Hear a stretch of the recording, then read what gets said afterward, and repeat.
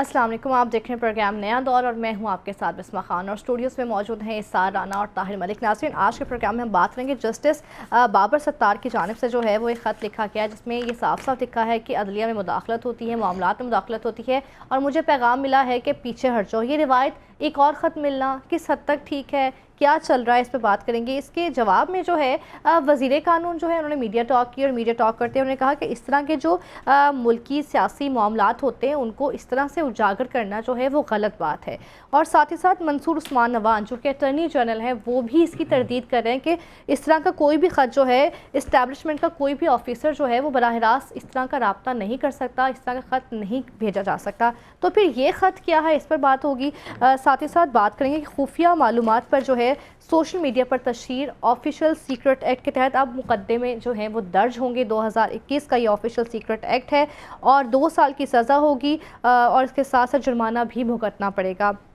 हुकूमत का ये अहम फैसला सामने आया, शेयर करते हैं। इस पर अगर शेयर करते हैं, कोई भी सवाल से पोस्ट करते हैं, जो लोग भी वो भी जो है उतनी ही सज़ा के मुस्तहिक होंगे, चाहे आपका वो डायरेक्ट सोर्स हो चाहे वो डायरेक्ट सोर्स ना हो। तो ये फ़ैसला किस हद तक सही है, किस हद तक नहीं, इस पर बात होगी। साथ ही साथ 190 मिलियन पाउंड रेफरेंस बानी पीटीआई की दरख्वास्त ज़मान पर जो है वो फ़ैसला आज महफूज कर लिया गया, जबकि जो है उनकी जानिब से जो है एक अपील भी जो है वो की गई है कि हमें जो है वो इस हवाले से जो है रिहाई दी जाए या हमें बेल दी जाए।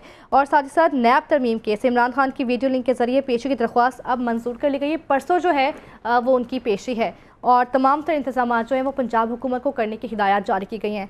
तो let's start the show with Malik साहब। मलिक साहब, सबसे पहले आगाज़ करेंगे आपसे।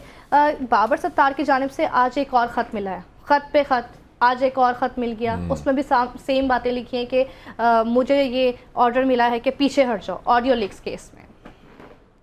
देखिए, बड़ा सीरियस लेटर है क्योंकि इसकी दो ही डायमेंशन है ना। अगर मैं एक आम सी बात कर रहा हूँ, यहाँ तो ख़त गलत है, यहाँ जिन पे इल्ज़ाम लगाया गलत है। दोनों सूरत में पाकिस्तान कुछ मतलब दुख, मेरे लिए दुख की बात है। अगर मेरा कोई हाई कोर्ट का जज अगर एक गलत इल्ज़ाम लगा रहा है तो मेरे लिए वो बड़ी तशवीश की बात है, तकलीफ दे बात है। इसी तरह अगर वाकई मुदाखलत है तो मतलब मेरी तो कहीं पे भी मेरे लिए अच्छी खबर कोई नहीं है। ये इस पर हम बिल्कुल बात नहीं कर रहे। अब इसकी थोड़ी सी बैकग्राउंड में जाते हैं। पहले जो 6 जजेस ने ख़त लिखा था उसमें ये भी शामिल थे।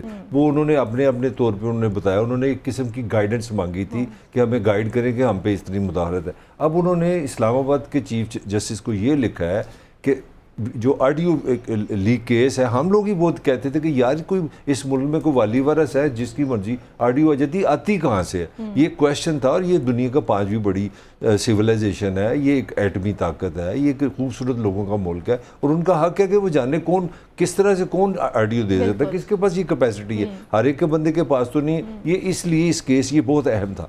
अब उसका जज ये कह रहा है कि मैंने नोटिस कर दिया ISI को, मैंने नोटिस कर दिया IB को, मैंने नोटिस कर दिया पैमरा को, मैंने जितने भी इदारे मुतल्लिका हो सकते हैं भी आओ मुझे बताओ। नोटिस का मतलब है कि आपने अदालत ने बुलाया कि जनाब आप हमें बताएं ये क्या हो रहा है, ताकि हम ये जान सकें कि ये ऑडियो लीक्स कहाँ से आती हैं। वो अभी ये सवाल का जवाब जो मेरे ख्याल पाकिस्तान के लिए बड़ा ज़रूरी था, उससे बड़ा एक सवाल उन्होंने पैदा कर दिया। उन्होंने कहा जी कि हाई ऑफिशियल जो एक इंटेलिजेंस इदारे का है, उसने कहा जी हट जाओ, बाज आ जाओ, पीछे हो जाओ, इस तरफ मत आओ। तो जो अगर आप जज साहब के इस लेटर को सामने रखें तो ये तो सीधा सीधा इल्ज़ाम है, सीधा सीधा साबित कर रहे हैं कि मैं जिस काम पे जा रहा हूँ उसमें मुदाखलत है, मैं इंसाफ की राह में रुकावट खुद मतलब हमारा अपने निज़ाम है। तो जो मुझे ये लग रहा है कि एक रियासत होती है, उसके इदारे होते हैं, अदलिया एक इदारा है, इंतज़ामिया एक इदारा है। तो बड़ी दुख की बात है कि मुझे लगता है कि रियासत का जो मजमूई काम है वो ये कि एक सिटीज़न के लिए मिल के काम करे। तो हमारे तो इदारे लगते हैं एक दूसरे को आंखें दिखा रहे हैं। This is very serious matter. Rana साहब, जैसे कि पहले भी जजेस ने जो है वो ख़त लिखा और ये मामला भी अभी तक जो है ज़ेरे समात है, तो तब जो है इस्लामाबाद हाई कोर्ट और चारों हाई कोर्ट्स की जानिब से कुछ तजावीज़ जो हैं वो पेश की गई थी। तो आपको लगता है कि उन तजावीज़ पर अमल किया जाए तो once and for all solution निकल आएगा? मैं मुसलसल कई दिनों से, कई महीनों से, बल्कि बहुत अरसे से एक बात बार बार कह रहा हूँ कि हमें आप इधर उधर के मसाइल में अदालतों के ना उलझें, जो चीज़ें होने वाली हैं उन्हें प्रायोरिटी पे हल कर दें। तमाम हाई कोर्ट्स ने तजावीज़ दी, अब काजी साहब के पास मौजूद हैं, लेकिन वो वहाँ पे बस मौजूद हैं। उस पर कुछ नहीं हो रहा। ठीक है, इस्लामाबाद के चीफ जस्टिस साहब के हवाले से उन 6 जजों ने भी कहा कि हमने उन्हें भी पहले भी हमने बताया था, अब ये भी ख़त उस पोस्ट ऑफिस पहुंच गया। ठीक है, तो मुझे ऐसा लगता है कि जुडिशरी के अंदर एक बेचैनी है, और ये एक बेचैनी के साथ साथ वो शायद वो अदलिया खुद आज़ादी मांगना चाह रही है। अब आज़ादी जिन्होंने देनी है ऊपर बैठे लोगों ने, वो उनकी अपनी क्रेडिबिलिटी का दाव पे लग गई है। काजी साहब हों या जस्टिस आमिर फारूक साहब हों, अब ये उनकी क्रेडिबिलिटी है कि अब वो क्या डिसीजन लेते हैं, वो किस तरफ जाते हैं। गेंद उनके कोर्ट में जा चुकी है। और फिर एक सवाल और भी पैदा हो गया कि अगर कोई जज भी, कि हम आज़ाद खुद मुख्तार रियासत हैं और आईने पाकिस्तान के तहत अल्हम्दुलिल्लाह हम सब जिंदा हैं। मलिक साहब देखें कितना चेहरा खिला हुआ है, आईने पाकिस्तान ने जो इन्हें इख्तियारात और इज्जत दी हुई है उसके तहत। ठीक है, तो ग्रीन कलर भी पहना, मैं तो पैदाइशी पाकिस्तानी हूँ। तो बात सिंपल इतनी है कि अगर हमारे जजेस आज़ाद नहीं है फैसलों में, तो फिर ये 24 करोड़ लोग किसके रहमो करम पे हैं।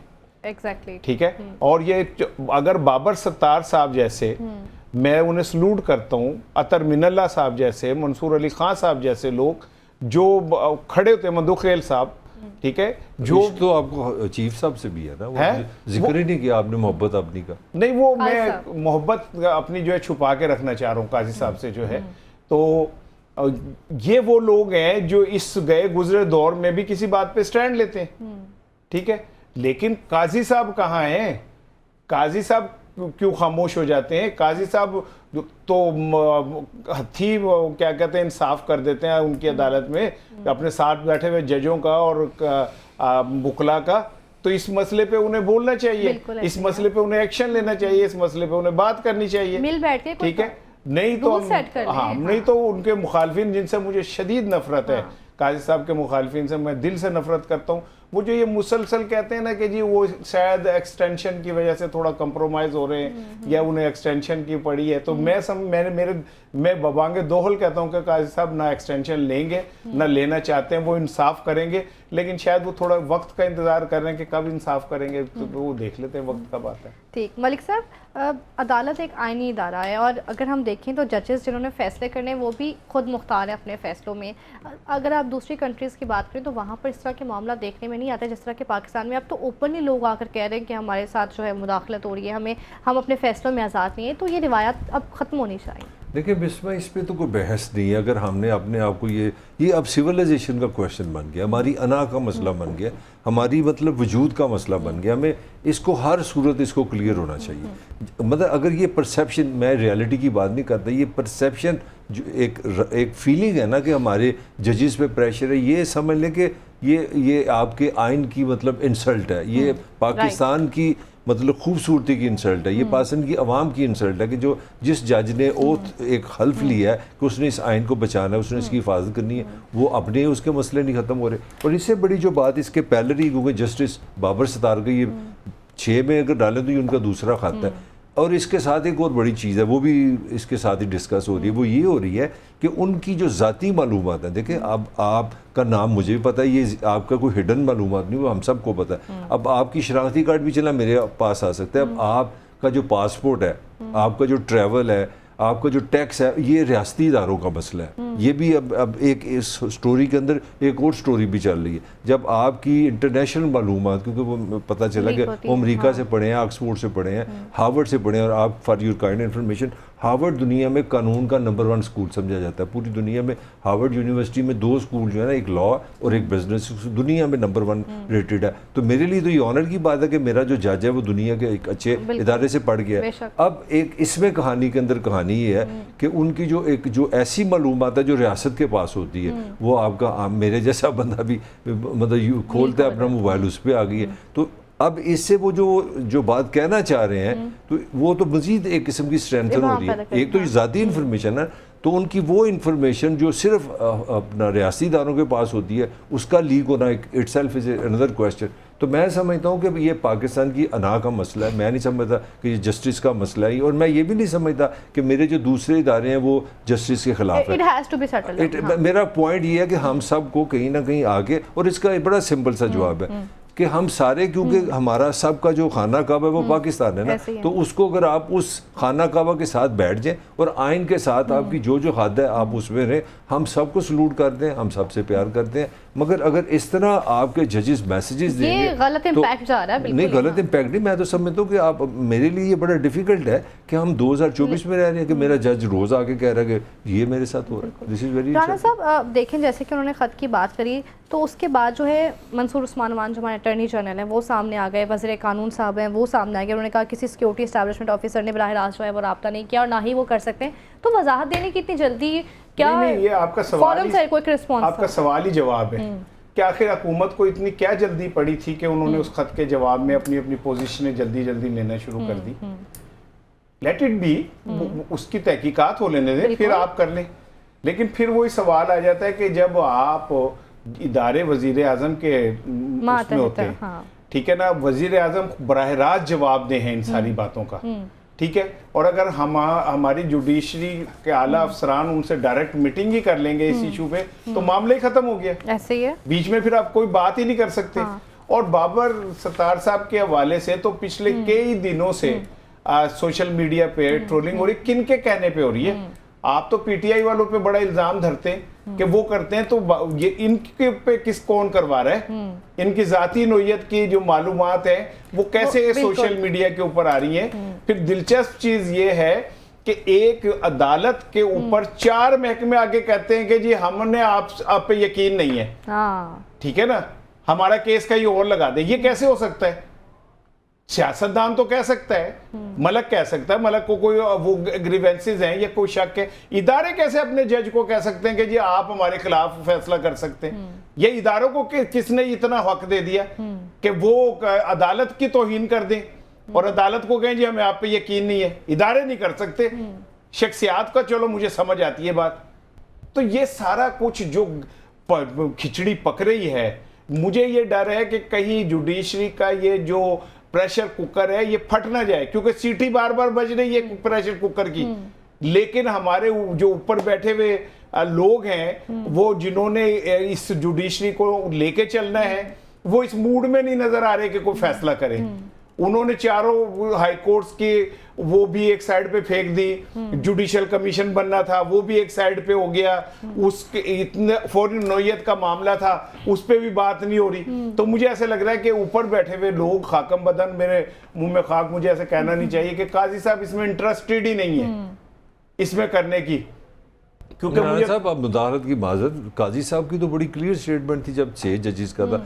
एक तो उन्होंने बात की थी कि अगर आप प्रेशर नहीं ले सकते फिर आप घर जाए।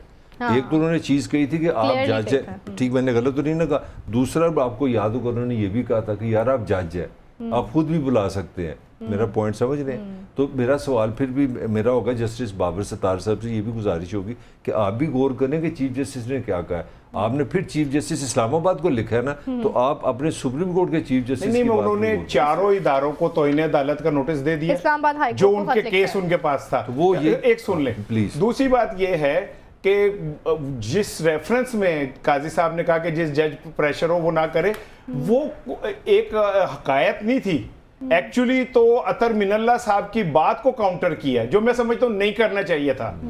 ठीक है ना, आपके मेरे आर्गुमेंट्स है ना, आपके मेरे आर्गुमेंट्स हो सकते हैं क्योंकि हम दोनों बैठे इसीलिए यहाँ पे एक दूसरे के खिलाफ आर्गुमेंट दे सकते हैं। जज इसलिए नहीं बैठे हुए वो फैसले के लिए। अतर मिनल्ला साहब अगर ये कहें कि कौम को 75 साल से सच नहीं बताया जा रहा, तो इसमें काजी साहब को कहां से मौका मिल गया कि वो कहें कि अगर आप सच क्यों नहीं बताया जा रहा और आपको पता है और आप कंप्रोमाइज हो रहे हैं तो आप छोड़ दें।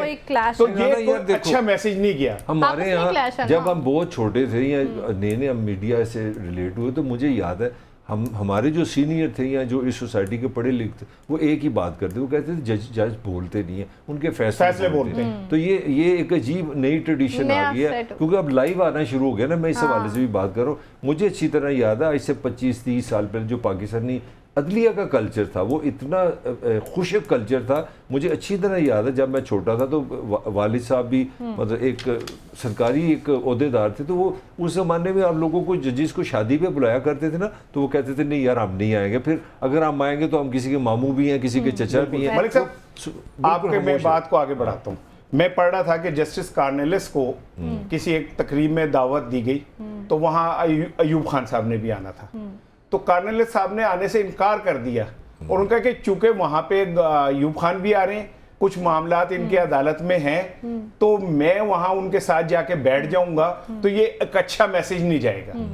हमारा आज का जज तो फख्र समझता है किसी सियासतदान के साथ खड़े होने में या किसी सियासतदान के साथ तकरीर करने में, वो तो भागा भागा चला जाता है कि मैं चला जाऊं और मैं जाके फिर वो अब वो वैसे आप कई जज हमारे कहते हैं कि हम सोशल मीडिया नहीं देखते, ठीक है, वैसे वो सोशल मीडिया की बात के ऊपर फौरी तौर पे सोशल मीडिया के सामने खड़े होकर गुफ्तगू शुरू कर देते।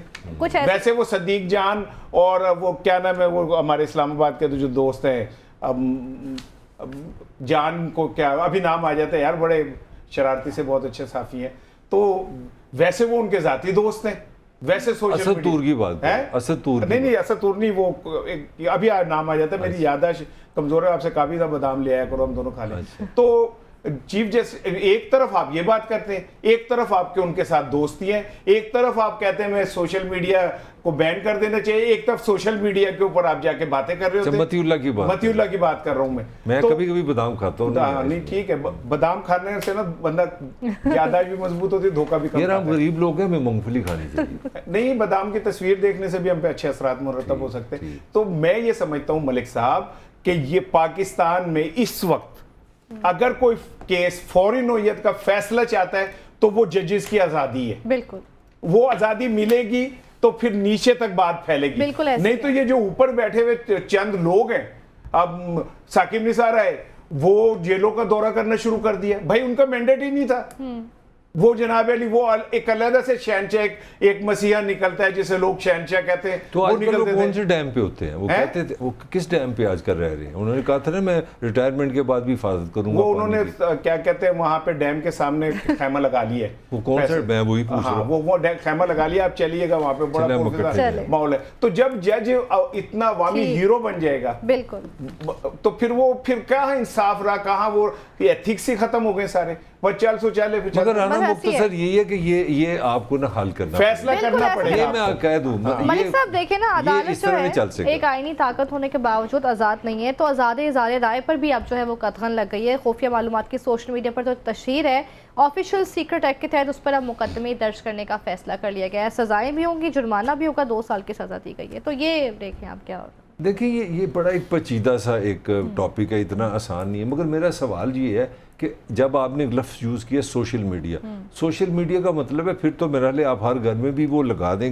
एक इंटेलिजेंस के द्वारा लगा दें कि बाप बेटा तो नहीं कैसे बात करके यार पाकिस्तान के सऊदी अरब से ताल्लुकात अच्छे नहीं होने चाहिए, या ये इसके घर में बात हो रही हो कि यार अमेरिका का सदर जो है ना, अमेरिका की पॉलिसीज़ बड़ी हमारे खिलाफ है, तो आप पाकिस्तान की दुश्मनी कर रहे हैं ना कि पाकिस्तान की पॉलिसी के खिलाफ जा रहे हैं। या अगर मैं अपनी बेटी से कह रहा हूँ कि यार हमें इंडिया से अच्छे ताल्लुकात कर लेने चाहिए, हो सकता है मेरी रियासत की ये पॉलिसी मंशा के खिलाफ हो। मतलब जो हमारा मसला मुझे लग रहा है, हमारा मसला ये लग रहा है कि हम ये डिफ्रेंशिएशन नहीं कर पा रहे कि मैस मीडिया जो होता है ना, जिस तरह हम तीनों बैठे हैं, हम एक डिसिप्लिन में हैं, हमारी एक एजुकेशन है, हमारी हायरिंग हुई है, हम एक सर्टिफाइड लोग हैं। आज अगर मैं आपको बता दूं कि लाहौर में स्नोफॉल हुई है, बड़ी ज़बरदस्त ठंड होगी, तो कल मेरा सबसे पहले मालिक मुझे कान से पकड़ेगा यार तुम अपना दो, मैं तुम्हें फ़ोन नहीं कर सकता। अब सोशल मीडिया का क्या मतलब है कि आपके पास एक टेलीफोन है और आपके पास 15-20 रुपए घंटे का इंटरनेट है, ये सोशल है। अब आप 24-25 करोड़ को जर्नलिस्ट ना समझे। मैं ये नहीं कह रहा कि आप पास दुश्मनी करें, ज़रा पॉइंट ज़रा समझने की कोशिश करें। आप फिर लोगों की तरबियत करने चले। Social media mean drawing room, social media mean गपशप। अब आप इसको इसी लिमिट में रखें जो वो है। अब आप इसको और आगे फिर बाद में बात करें। इसार साहब आपका पॉइंट ऑफ व्यू लेंगे, ब्रेक का टाइम है, हाजिर होते हैं इस ब्रेक पर, साथ रहिएगा।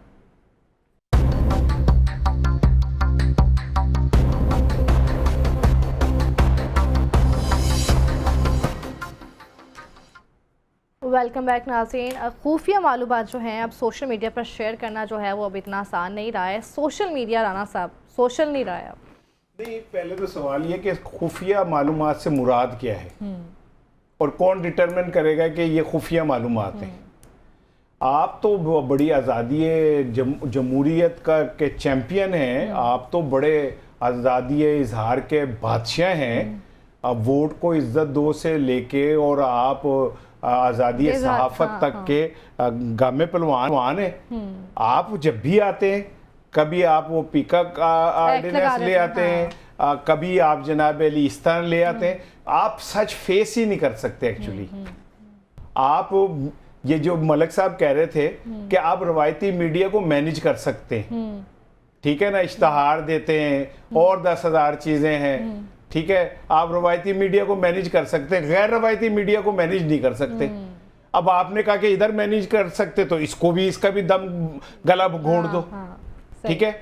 और ये सारी चीज मैं आपको बताऊं, सिंपल पीटीआई के खिलाफ हो रही है, क्योंकि पीटीआई ने अपनी सारी सियासी जंग सोशल मीडिया पे लड़ी, बिल्कुल ठीक है। जब ये जलसे कर रहे थे तो वो सोशल मीडिया पे जलसे कर रहे थे, ऐसे ही है, ठीक है। एक्स आज तक आपने बंद किया हुआ है, ठीक है। आपको जब आप इनको जगह, हमारा रवायती जो मीडिया है वो पीटीआई को अब जगह नहीं दे रहा अपने उसमें, तो फिर उन्हें जगह मिलनी है कहीं ना कहीं, फिर वो कहीं ना कहीं तो अपना रंग दिखाते हैं, तो वो दिखा रहे हैं। अब आप कह रहे हैं कि वहां से भी इनको बंद कर दिया जाए, क्योंकि यू हैव नो आंसर, आप उस सच का सामना नहीं कर सकते। और ये शहबाज शरीफ साहब और ये मरियम औरंगजेब आप सीनियर मिनिस्टर हो गई हैं, ये एक अरसे से इनकी ख्वाहिश यही थी कि किसी तरह हम सहाफियों का गला घोंट दें, किसी तरह उनकी आवाज बंद कर दें, ठीक है। अब आपको, जब आप उनको नहीं पकड़ पा रहे, आप नए से नया ऑर्डिनेंस, नया से नया कुछ ना कुछ लेके आ रहे हैं। मेरा सवाल ये कि ये अगर आपने बिल्कुल ही सफोकेशन पैदा कर दी माशरे में, मुझे डर है कि अल्लाह ना करे आप जो गलत रवायतें बना रहे, जो मुजफ्फराबाद में लोग बाहर निकल के अपने हक लेने के लिए निकले, कहीं अल्लाह ना करे पाकिस्तान में इस तरह की सिचुएशन बन जाए। आप लोगों का दम इतना ना घोटें, मत इतनी पाबंदियां लगाएं, लोगों को जीने का हक दें, बोलने का हक दें, सोचने का हक दें।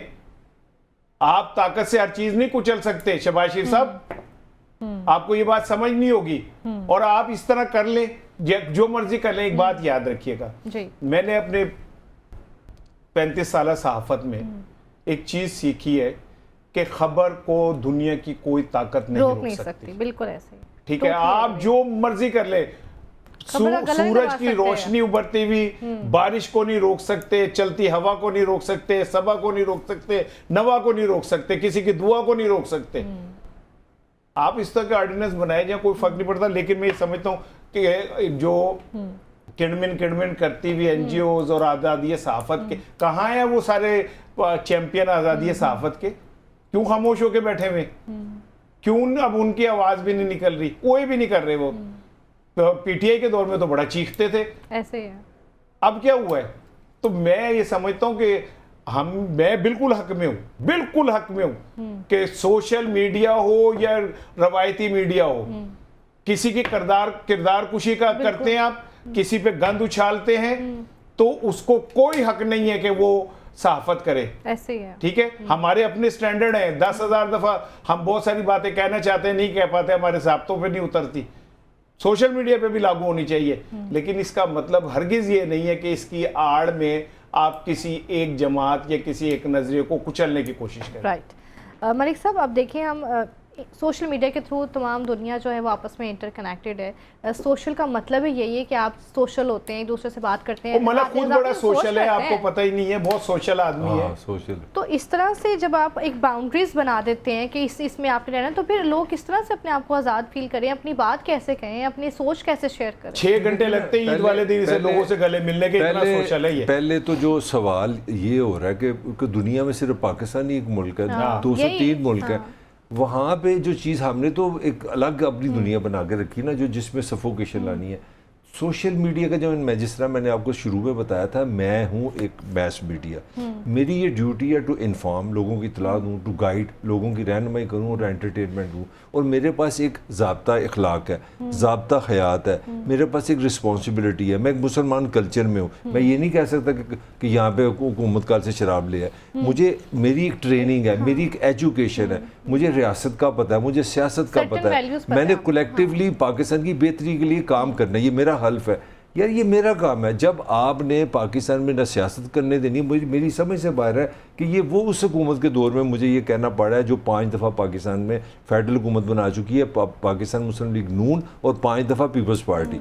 बाकी तो सारा टाइम ही 4 जर्नैलों का, तो पाकिस्तान सारा तो ऊपर बैठा हुआ है, एक पीपल्स पार्टी, एक नून। और उसमें मुझे ये कहना पड़ा कि यार खुदा के लिए ये इसकी वजह क्या है। राणे ने बहुत सेंसिबल बात की है, सोशल मीडिया इसलिए पॉलिटिकल हो गया कि ना आप हेल्दी पॉलिटिक्स करने दे रहे हो, हाँ। ना आप मैस मीडिया करने दे रहे हो। दुनिया भर में यूं हो रहा है कि जो सोशल मीडिया वो अपना ही है। मसलन बारिश हो गई है लाहौर में तो सारा लाहौर अपना, जो हम पहले ज़माने में करते थे। हम लोग जब बचपन में बसों में ट्रैवल करते थे तो दीवारों में लिखा हुआ करता था, टॉयलेट में लिखा हुआ था। तो सोशल का मतलब ही है कि आप समाज की बात करें। यहाँ पे रियासत को ये सोचना चाहिए कि यार ये क्या पाकिस्तान में अब नॉर्मलिटी है कि पूरा पाकिस्तान सियासत में सोशल मीडिया में ले है। दुनिया में खुदा की कसम इतनी सियासत कहीं नहीं है जितनी हमारी। हमारे यहाँ 7 बजे हम शुरू होते हैं, गले में डोल डाल लेते हैं सियासत का, 11 बजे तक हम सियासत करते रहते हैं।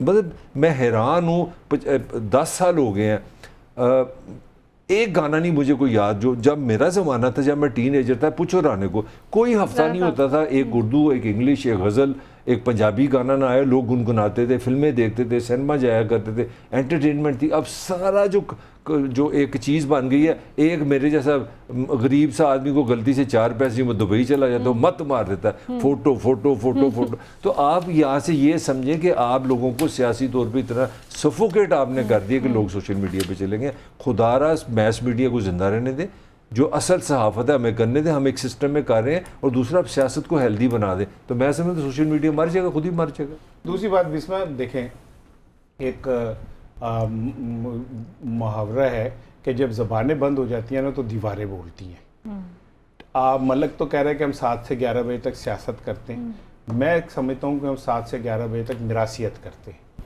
हम चौधरियों के मिरासियों की तरह ढोल पकड़ के बजा रहे होते हैं। असल सहाफ़त और असल बात गुम हो जाती है और हम अपने अपने मोटिव्स पर्पस के अंदर गुम हो जाते हैं। मुझे खुद कहते हुए शर्मिंदगी हो रही है, मैं खुद को कटहरे में खड़ा करके बात कर रहा हूँ। मैं एक साफ़ी के तौर पे बात कर रहा हूँ कि पाकिस्तान के मुआशरे के बिगाड़ में मलिक साहब, जहाँ बहुत सारे लोगों का हाथ है, वहाँ हम साफ़ियों का बहुत बड़ा हाथ है। हमने हमेशा बोने कद के लोगों को बड़े बड़े जिन बना के पेश किया। हमने अपनी बोटी के लिए कौम का बकरा ज़िबा किया। सॉरी टू से, मेरा हाल है इस गुनाह में हम अकेले शामिल नहीं, जो हमें कंट्रोल करते हैं उनकी भी वही मैं कह रहा हूँ ना, इस तरह गॉट इट ना। मैं व्हाट आई एम सेइंग, यार हमने तो तरह के लिए काम नहीं नहीं नहीं, सुन ले मलिक साहब, सुन ले। तनख्वाह के लिए मैं और आप काम कर रहे हैं, मैं और आप तनख्वाह के लिए काम कर रहे हैं, और इस तनख्वाह के अंदर भी हम अपने जो हमें रोल्स मिले हुए उनमें काम कर रहे हैं। वही मैं कह रहा हूं, हमारे पास ये ताकत है ही नहीं। सुन ले ना मेरी बात, जो मैं कहना चाह रहा हूँ कि मैंने ऐसे लोगों को देखा है कि जिन्होंने ये रोल कबूल करने से इनकार कर दिया तो छोड़ दी साफत, कि अगर मैं अपनी बात नहीं कर सकता तो मैं साफत भी नहीं कर रहा। ठीक है ना। ये जो बात काजी साहब ने कही थी, मैं तो अपने साफियों पे भी लागू करता हूँ कि हमारे सहाफ़ियों ने, क्या ये बात ऑन रिकॉर्ड नहीं है कि हमारे बहुत सारे सहाफ़ियों ने ऐसे लोगों को हीरो बनाया जिनका उन्हें खुद पता था कि कौंसलर लेवल के लोग नहीं है। क्या हमारे सहाफ़ियों ने अपने मुफादात के लिए उन लीडरों की जिनकी करप्शन उन्हें नज़र आती थी, आंखें इसलिए नहीं बंद कर ली कि उसमें उनका भी कोई थोड़ा सा शेयर था? मुझे कहने दीजिए, मैं आज अपनी ज़मीर की अदालत में खड़ो के बात कर रहा हूँ कि क्या हमारे सहाफ़ियों ने अपने मुफादात के लिए मुल्की मुफादात को दाव पे नहीं लगाया? क्या हमारे सहाफ़ियों ने सच बोला है हमेशा?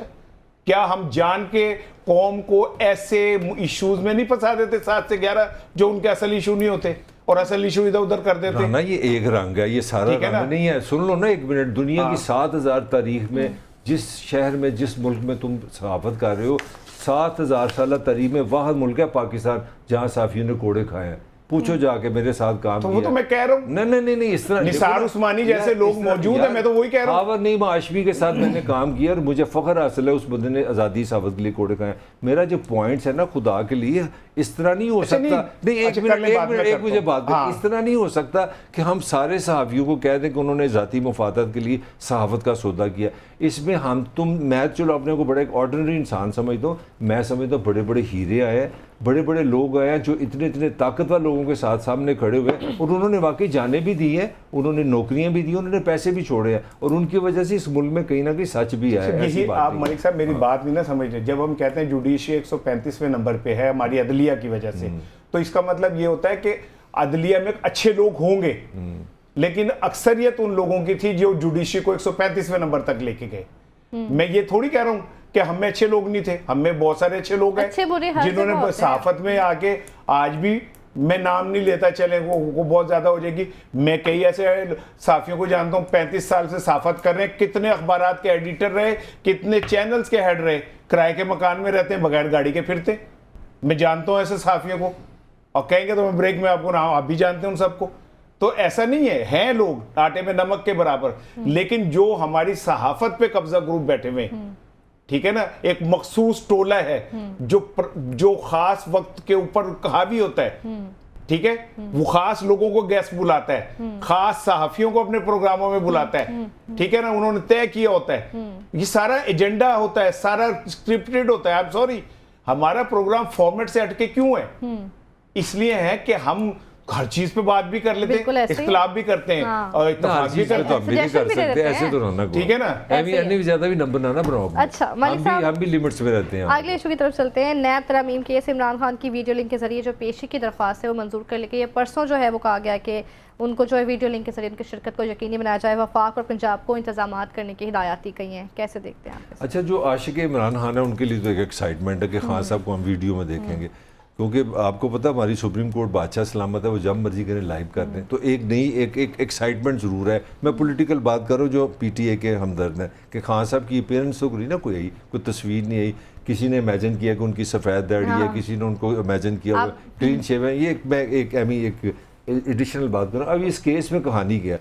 कहानी सिंपल सी जो मुझे समझ आई है वो ये आई है कि आपने बरतानिया वालों ने बताया कोई गड़बड़, उनकी लंबी इतनी बात नहीं करती, उनकी एक एजेंसी ने कहा कि 190 मिलियन ये गड़बड़ हो गई, ये हमारे पास पाकिस्तान से हैं। तो इमरान खान साहब की हुकूमती जो मुख्तसर कि वो असूल जो कह रहे हैं, जो कॉमन सेंस कह रही है कि एक पैसे आए हैं, गलत नहीं है, सही है, तो पैसे वो गवर्नमेंट ऑफ पाकिस्तान के खाते में जाने चाहिए ना, क्योंकि रियासत है ना। हाँ, तो वो रियासत को चाहिए 190 मिलियन पाउंड उसी में चले जाए, हुकूमत के पास जाए, हुकूमत सेहत पे लगा दे, एजुकेशन पे लगा दे। वो इस तरह नहीं हुआ, वो पैसे मलिक रियाज के खाते में वापस गए, और मलिक रियाज ने वो पैसे फिर एक अपने किसी केस में सुप्रीम कोर्ट ने एक जुर्माना किया हुआ था कि आपने कराची में ये काम गलत किया, आप इसके ये पैसे दें, वो पैसे उसने उसके दे दी। मेरा पॉइंट आप समझ नहीं मैं क्या कहना चाहूँ? जो मुझे समझ आई है, मुझे लगता है खान साहब के लिए केस आसान नहीं, फैसला तो जजिस ने करना है, मैंने तो नहीं करना। और इसके साथ जो उनके दाएं बाएं के लोग हैं, उसमें अब मैं एग्जैक्ट फिगर नहीं भूल गया हूँ कि जुल्फी बुखारी साहब हैं यार, हमारे पास तो एक मरला नहीं है जिसका नाम ताहिर मलिक है, बैरियर टोन में अगर है तो अद्धे पैक कर लो मेरे साथ। को मैंने कितने उनके, मैं पढ़ रहा था कितने प्लाट उनके नाम है। तो सवाल ये है कि बुहारी साहब को कोई अल्लाह ताला छुप के किसी को दे दे तो मुझे कोई इतराज़ नहीं है, तो ये किस तरह इतने प्लाट आ गए? फिर वही मेरा क्वेश्चन कि आपको अगर पैसे मिले थे, आप हेड ऑफ गवर्नमेंट है ना, आपका काम था ये पैसे थे, आप कहते ये कौमी खजाने में रखो, आपने उसको दे दी। मुझे लग रहा है, और मैंने कल भी आपको ये खबर दी थी, नून की ये विशफुल थिंकिंग भी हो सकती है और उनकी प्लानिंग भी हो सकती है कि उनको यकीन है कि जजेस जो हैं खान साहब के लिए सख्त फैसला होगा और एक सज़ा हो रहेगी, एक नाअहली हो रहेगी। राना साहब, आपको भी यही लगता है? क्योंकि अभी जो है इमरान खान साहब ने बेल के लिए भी अप्लाई किया हुआ है। अच्छा देखें, सबसे पहले तो ये जो उनका वीडियो लिंक के ऊपर बयान होगा ना, ये खुद जुडिशरी का बहुत बड़ा इम्तहान है कि वो अपने फैसले पे अमल करा पाती है या नहीं, क्योंकि वो उसमें इनिशियल पिटिशनर है ना। हमने तो ये समझ लिया है कि जो हमें बुरा लगेगा हम उसकी शक्ल और नाम तक को तरसा देंगे, ठीक है। दुनिया में मैंने, मेरा ख्याल है कहीं ऐसे नहीं देखा। काला पानी भेजा जाता था किसी दौर में, या रंगून भेज दिया था बहादुर शाह जफर को, ठीक है ना, ताकि वो आंखों से ओझल हो जाए। तो अब रंगून भी नहीं भेज सकते, काला पानी भी नहीं भेज सकते, तो आप ये करते हैं। मलिक को अभी मेरी बातें वो हो रही थी ना कि मीडिया ने सेल्फ इम्पोज फैसले कर लिए कि हमने इसको इतना नहीं देना, इसको इतना नहीं देना, इतना नहीं देना। किसी ने नहीं कहा यार, प्रेशर है, अभी ना सेल्फ इम्पोज को, चलो अब बात। अच्छा, प्रेशर है? हाँ है, मीडिया के ऊपर इतना होता मेरा यही गुजारिश थी नहीं, आप ये कह रहे हैं कि मीडिया पे प्रेशर है। मैं ये कहना चाह रहा हूँ निज़ाम का प्रेशर होता है, इंसान अच्छे भी होते हैं बुरे भी होते हैं, इतनी आसान जो जुमला मैं आपसे पूछ रहा हूँ, आपने कहा कि मीडिया पे प्रेशर है और मीडिया ने वो प्रेशर लेके, मेरी जाती राय है कि निज़ाम का प्रेशर मीडिया पे, यानी आप ये कह रहे हैं कि आपकी जाती राय है कि मीडिया ने प्रेशर लेके इमरान खान को खुद ही बैन कर दिया, आप ये कहना चाहते हैं। चले अब मेरी बात वो होने थे ना कि अब जुडिशरी का ये इम्तहान है कि वो ये अपने फैसले पे अमल करा पाते हैं या नहीं। और इस सारे केस में मलिक की विशफुल थिंकिंग या किसी की विशफुल थिंकिंग अपनी जगह पे, दिलचस्प लतीफ़ा ये है कि पैसे आए सुप्रीम कोर्ट में, उसके ऊपर वो मुनाफा भी हो गया कहीं, ठीक है, और इमरान खान के बैंक अकाउंट में या उनकी बेगम के बैंक अकाउंट में 1 रुपया नहीं गया, और इमरान मुजरिम है। पैसे सुप्रीम कोर्ट के पास हैं, खर्चा सुप्रीम कोर्ट कर रही है, उस पे जो पैसे कोई आज फिगर आया कि इतने पैसे कहीं मुनाफा भी हो गया, हाँ। वो भी वो सुप्रीम कोर्ट के पास ही है, और मुजरिम इमरान खान है, हाँ। ठीक है, यूनिवर्सिटी जमीन पे बनी हुई है, ठीक है, पैसे इमरान खान ने लिए। और लतीफा ये इस मुल्क का कि जिन लोगों के ऊपर अदालतों ने कहा कि इन्होंने पैसे लिए, सुप्रीम कोर्ट ने कह दिया, ठीक है, वो आज मौलवी वो हैं, क्या कहते हैं, कौन क्या लफ्ज कहलाता है, फरिश्ते हैं, ठीक है। एक बंदा जिसने ना पैसे लिए, ना जिसने कोई एक ढीली इस्तेमाल की, सुप्रीम कोर्ट के अंदर पैसे हैं, पैसे एक यूनिवर्सिटी पे लगे, यूनिवर्सिटी सामने, ठीक है, और वो लेके बाहर नहीं गया है, अगर ये भी मान ले बाहर से लेके अंदर आया है, मुजरिम वो है। बल्ले भाई हमारे इंसाफ के, मैं तो छा गया इंसाफ। यहीं से कंटिन्यू करेंगे, हासिल के बाद साथ रहिए।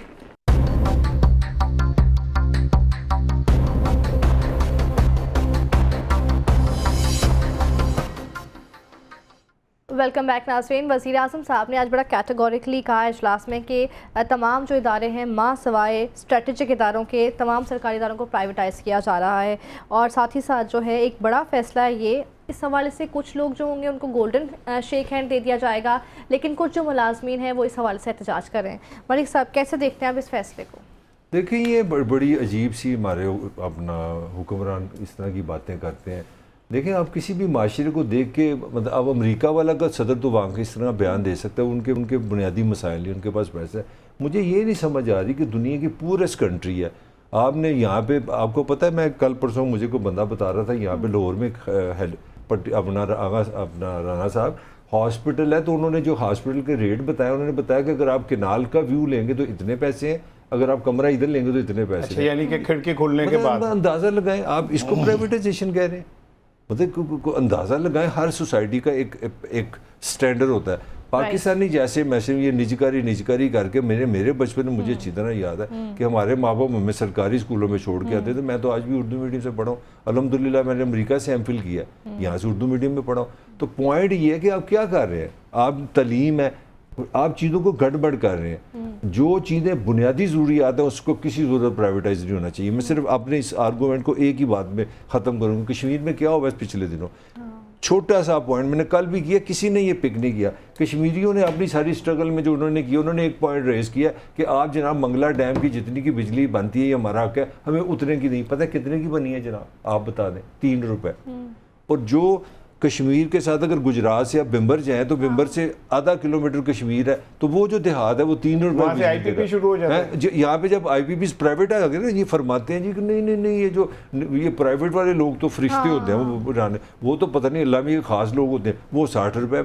मैं जब बच्चा था पाकिस्तान में कोई प्राइवेट बिजली नहीं थी, उसका नाम था वापटा, मुझे अच्छी तरह याद है। यहाँ पे अब पाकिस्तान में यकीन करो 2 सके भाइयों की जब फैमिलियाँ मिलती हैं ना, तो उनकी बीवी एक दूसरे को घूरी होती है, तेरा भरा 3 घंटे तो बैठा था AC चल रहा पे। वो सके भाइयों की मैं बात कर रहा हूँ। अब मतलब मैं जो अब वालिदैन अपने बच्चों के घर जाते हैं ना, तो वहाँ पे ये बहस होती है कि जनाब ये जो हमारी बहू है ये अच्छी नहीं है, क्योंकि जब ये अंदर गई है तो इसने AC लगाया था, बाहर इसने हमारे लिए AC नहीं लगाया।